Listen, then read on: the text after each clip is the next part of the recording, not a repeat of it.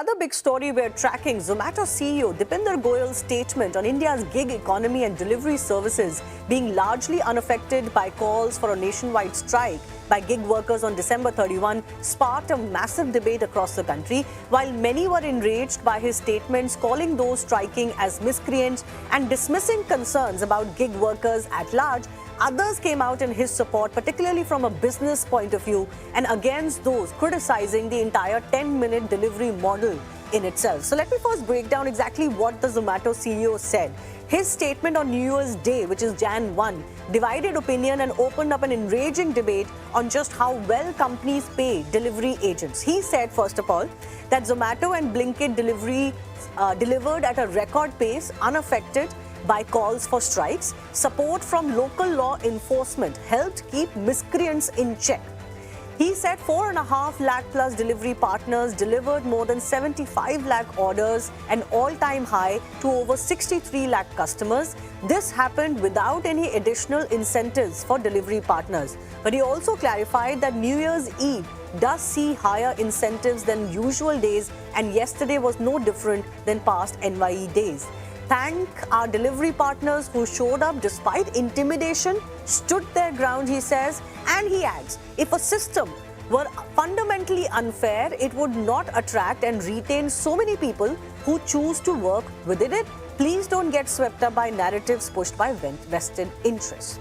Now, this, of course, enraged many because it seems like the business owner is completely brushing under the carpet the concerns that many have voiced, including gig workers themselves, of course.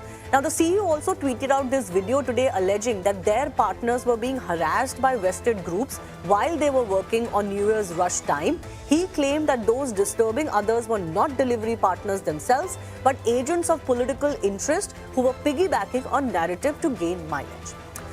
What are the demands really that the gig workers are making, and why is it that they're getting so much support? Because by and large, all urban consumers have come to see the reality of delivery targets and sympathize with the kind of work these agents have to do for the money they earn at the end of the day and the conditions they work under. So workers across companies, not just companies like Zomato or Blinkit, are demanding ends to the 10 to 20-minute delivery mandate, citing serious safety risks. Minimum per kilometer pay of 20 rupees for deliveries, and a guaranteed minimum monthly earning of 24,000 rupees. They're also demanding maternity benefits and emergency leaves, workplace safety measures for female gig workers, recognition as workers under labor laws and not just partners or agents, and abolition of peak hour pressure, slot systems and weekend hour caps. There's another issue that they have raised, which is compensation for customer cancellations and removal from performance metrics. So the big question we asked today is simply this: exactly who is right in this fight, or is this a grey area? The larger concern here for everyone is, do delivery gig workers get enough? Our guests are joining us in a minute.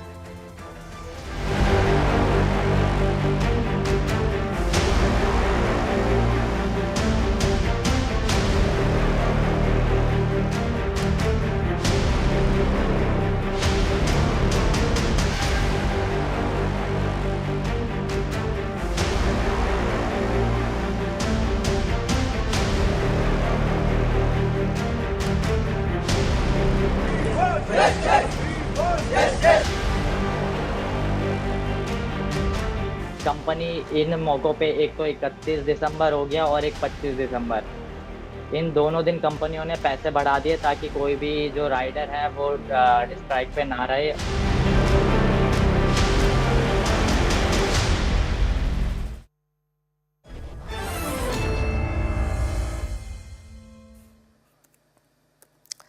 Let's go across to our guests joining us. I have with me Ajay Rotti, founder and CEO, Tax Compass. Sheikh Salahuddin is president, Telangana Gig and Platform Workers Union. And Dr. Anirudh Malpani is an angel investor himself joining us on the show. I do thank you all for your time.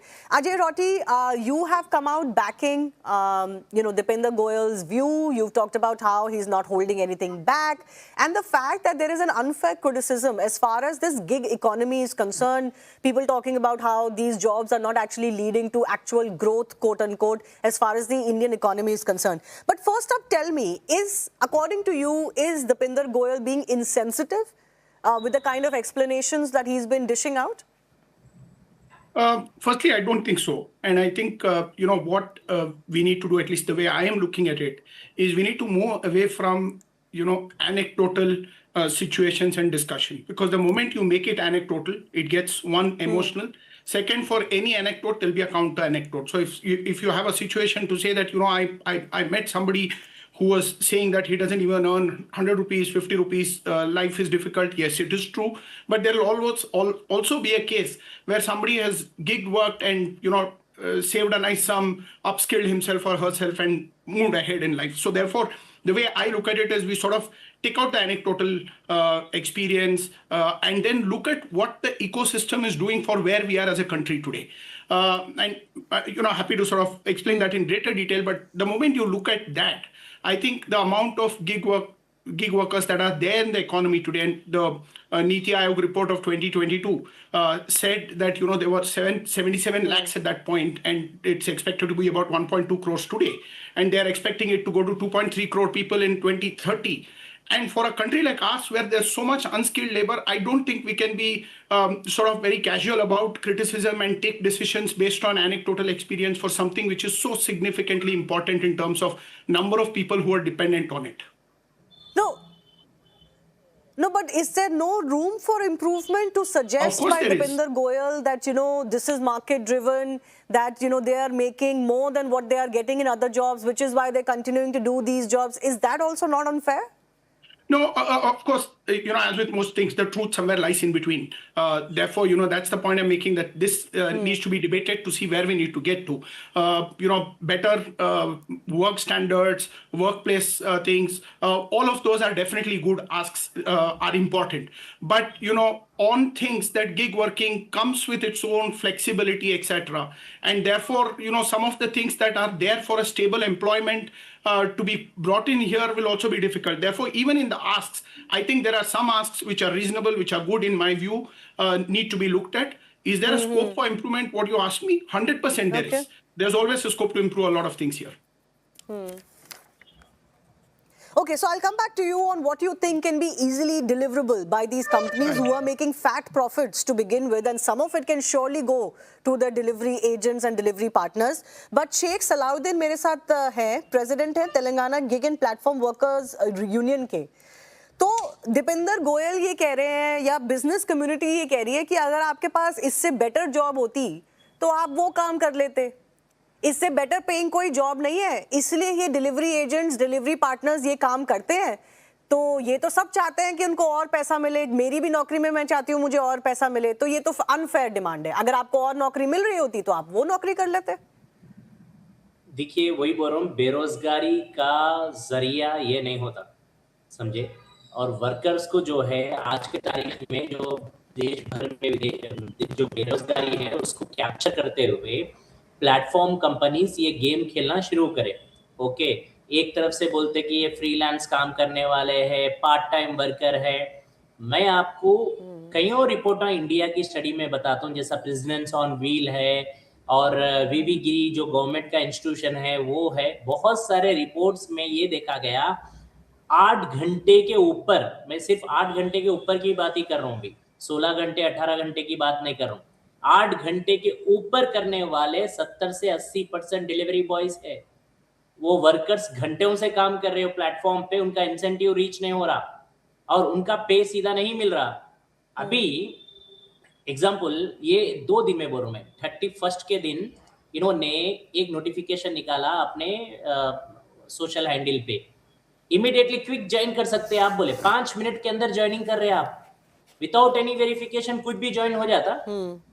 क्या processing है उनका, कहाँ का transparency है, वो कौन है, क्या है, उसका बैकग्राउंड क्या है. जो बहुत लॉन्ग टाइम से डिलीवरी बॉय काम कर रहा उसका तो प्रॉपर वेरिफिकेशन करते हैं आप, पुलिस वेरिफिकेशन का सर्टिफिकेट भी मांगते हैं आप. अभी तो यहाँ पे कुछ नहीं मांग रहा, आपने डायरेक्ट 5 मिनट में ज्वाइन, क्विक ज्वाइन हो जा सकते हैं. रिफरल बोनस 2000 रुपए, आप अपने दोस्त को रिफरल करो, 2000 रुपए बोनस लेके जाओ. अभी दीपेंद्र गोयल जी ने कहा, उसके अंदर आप ट्वीट में देखे होंगे, उनका पहला ट्वीट को मैंने डीजीपीडब्ल्यू की तरफ से सवाल का जवाब रख दिया. उन्होंने बोले कि कोई पीआर नहीं करे, कोई मार्केटिंग नहीं किया, कोई पेमेंट में बढ़ाव नहीं किया. I am right? मैं सीधा आपके थ्रू उनसे पूछना चाह रहा हूं, जो मैं ट्वीट में सवाल का जवाब रखा उनको, तमन्ना जैसे हीरोइन को लेके आके ऐड दिलाए, उसका क्या है? आप एक दिन को जो है 2 दिन में आप 6,000 रुपए कमा सकते बोले, उसका ऐड का भरोसा क्या है? और आप एक राइड पे इंसेंटिव बढ़ा दिए, 125 से लेके 150 रुपए तक कमा सकते। आज तक कोई भी प्लेटफॉर्म कंपनी, ये कंपनी नए नए में आए जब भी, वो ज्वाइनिंग के टाइम पे भी उतना पैसा नहीं दिया। कल जो जितना पैसा इन्होंने ऑफर किया अपने डिलीवरी वर्कर्स को, हमारी जीत है तो ये। वो कह एक रहे हैं मिनट कि मैडम, न्यू ईयर्स के टाइम पे क्रिसमस नहीं, वो ये कह रहे हैं कि क्रिसमस और न्यू ईयर के टाइम पे हम हर साल देते हैं, जो पिछले साल दिया था उससे ज्यादा नहीं दिया, जो पिछले साल देते थे वो ही दिया है। और ये बहुत सारे रेगुलर जो वर्कर्स हैं उन्होंने काम किया है, कुछ ही ऐसे वर्कर्स हैं जो काम नहीं करना चाहते थे। ये रेगुलर डायलॉग है। दसरा को यही डायलॉग आता, दीपावली को यही डायलॉग आता, रमजान को आता, आईपीएल मैच को भी आता। कितने, वही डेटा बोल रहा हूँ मैडम, मैं बोल रहा हूँ कि सारे प्लेटफॉर्म कंपनीज को डेटा रखो, कितने जने को इंसेंटिव दिए आप, कितने जनों को जो है 125 रुपए से 150 रुपए पर ऑर्डर पे दिए आप, कितने जनों को आपने 60,000 रुपए पर महीना कमाने का आप जो ऑफर लगाए थे रीच हुए, कितने जने 2 दिन में 60,000 रुपए कमाए, बताओ तो सही। मैं भी जानना चाह रहा हूँ, मैं भी देखना चाह रहा हूँ, वो भी डेटा बाहर आए। जस्ट पीआर का डेटा अच्छा, नहीं, मैं वही बोल रहा हूँ, नहीं मैं सही बात है, हकीकत उनको डेटा देना चाहिए। प्रॉब्लम ये है, mister Rotty, I will come to you with this question that they are actually not giving us data of who, what is the average earning, और who are these people who are making great money, how long do their gig workers continue to work with them? For example, Deepinder suggested they continue to work with them for long periods. Is that really true? We don't know what is the average length of their tenure. But I want to ask him also, Sheikh Salahuddin, कि आपके हिसाब से average कितना पैसा बनता है एक दिन का, जो गिग वर्कर्स तेलंगाना में काम कर रहे हैं? देखिए, मेरा डिमांड कितना बनना चाहिए, कितना बनेगा, उसके ऊपर नहीं है। मैं जो बोल रहा हूँ, जो कंपनी बोल रहे, जो आप फैक्ट्स बताना चाह रहे, हर महीना 60,000 रुपए आप ही ऐड दे रहे, उसके हिसाब से 60,000 रुपए से कम नहीं देना चाहिए। आपने बोल रहा कि 2 दिन को 6,000 रुपए प्लेटफॉर्म पे लेके जाओ, माने 3,000 रुपया पर डे। ओके, वो तय कर दो, चलो यहाँ से बात शुरू करेंगे। उसके बाद में जब लीगल एंटिटी में आता, मिनिमम वेजेस को उसको डिफाइन किया जाता, जब सरकार से लड़ेंगे।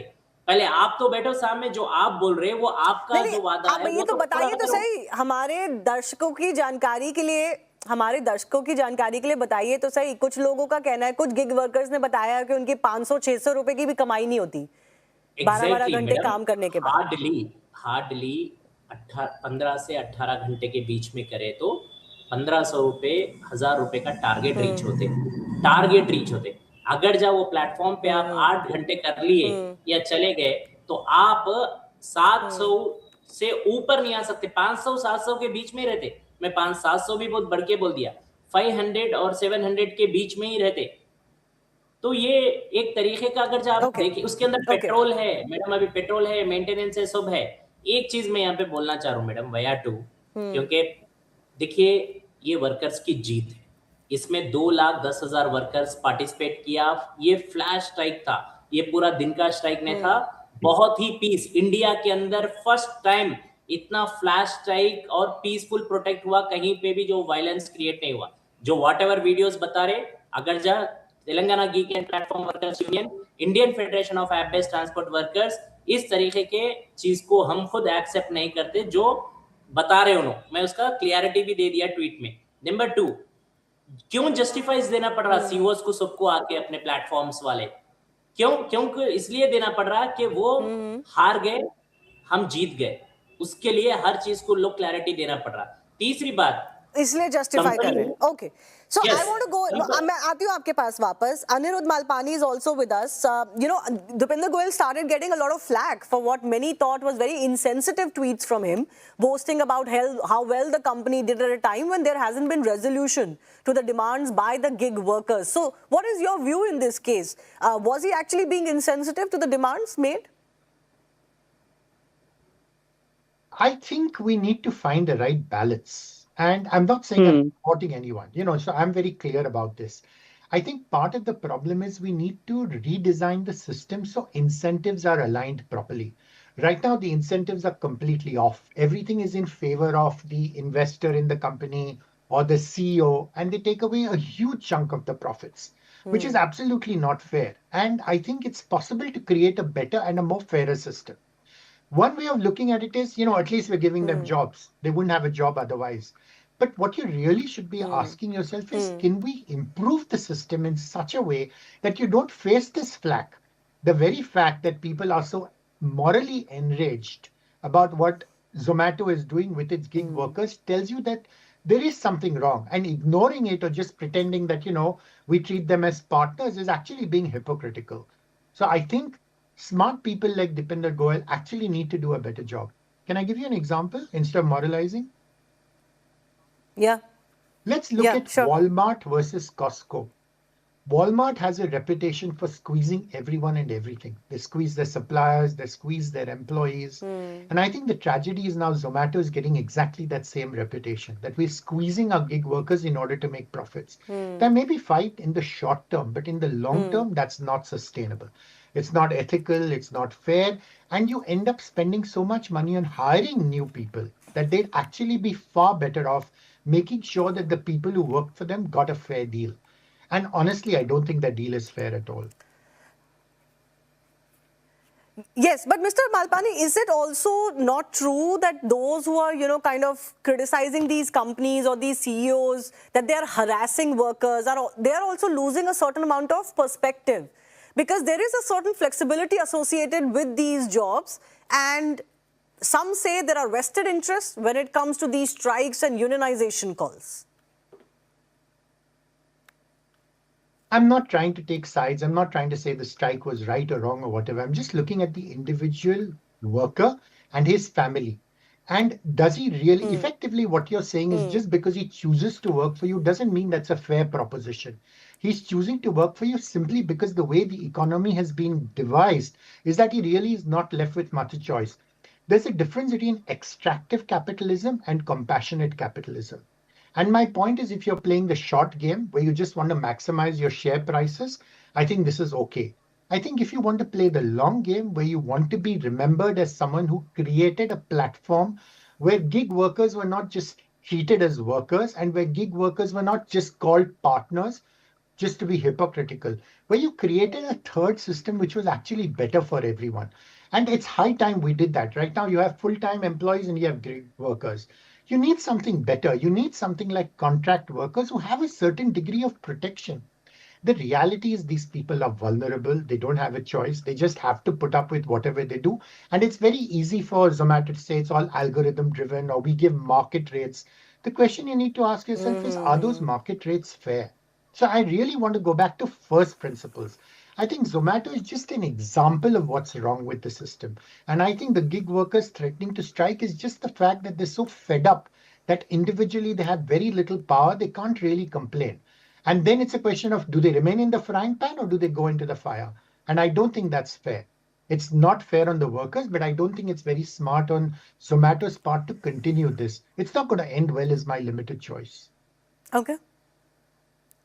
Okay, Mr. Rotti, please respond to this. This is not a sustainable business model, both in terms of the, emotional capital that a business leaves by, and also this is real corporate greed, where you are unable to pay your workers without whom your business model wouldn't exist. Shivani, first thing here, most important, I think that's something that's been said multiple times now, is none of these guys are making money. None of these guys are making tons of money that we are talking of. None of these businesses. The listed ones, you can see it for yourself. They're not making that kind of money to say there's a greed and there's money being taken out and not being given. That's the first part. And that's just a factual statement. Second is you also need to see where are we as a country? What's our per capita income and what's a gig worker today making? Any job which is giving multiple times or even more than the per capita income is not something we need to be very casual about. Second, show me another sector where somebody who's not skilled, vulnerable, does not have an educational qualification, has not had the money, doesn't come from privilege, can actually start earning from tomorrow morning, by uploading your license. And I can tell you, he or she doesn't even need to have a bike. I'm aware of companies in Bangalore, for example, Bounce, which makes bikes, rents out specifically to gig workers at 300 rupees a day. You can hire the bike in the morning and then you can return it, and it's an electric vehicle. Now I'm telling, this is the sector that we are talking about. There's a whole ecosystem built around it. And I think this is doing a lot to a certain section of the society. And none of these people, none of the gig workers are doing this for their life. I don't think any gig worker will want to remain a delivery person for 10 years, 15 years, etc. The whole model is on, can we get in, get that money to skill ourselves, get that money to move up the, chain in terms of income level, wealth, etc. Save money, buy a bike, learn a skill. I know people, and that's why I said we should not make it anecdotal. I have, stories where somebody started gig working, made 15, 20,000 a month, done it for a year, earned enough to go and learn a skill, and then start working, open a shop, whatever. Because this doesn't need capital for you to start earning from tomorrow morning. Everything else does, And lastly, I think the whole argument that, the gig workers are being exploited because they're being used to do this, and therefore I don't think as a country today, we have a situation where we can comfortably say, and in my view, that assumption itself is a flawed assumption, that a job in a factory or elsewhere that they can get is going to be superior. There are issues, a lot of issues. Our labor laws are being framed, changed again. So some of these issues continue everywhere. So we need to look at it, taking all of these aspects rather than, specific things. Yes, I think it's safe to say that there is no need to demonize either any specific company or a specific kind of work. But yes, it should be an ongoing process that situation should improve for all concerned, particularly those who work on the ground. I've run out of time, but I do thank all of our guests for joining. With that is a wrap on this edition of Plain Speak. The Right Stand will come up after a very short break.